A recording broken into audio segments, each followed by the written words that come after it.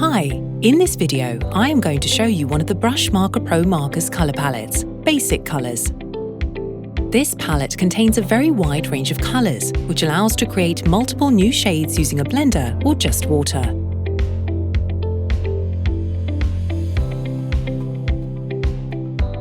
Of course, you can apply the markers directly on paper to create very saturated illustrations.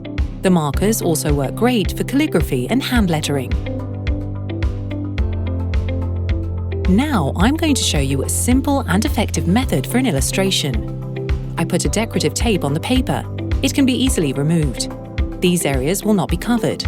Next, I applied different colour markers on the uncovered areas to create a colourful mosaic. I used a brush to cover the entire surface and waited for the paper to dry out.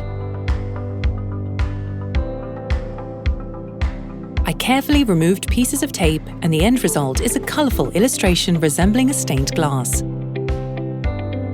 If you want to learn about other interesting techniques, see other videos on our channel. Until next time.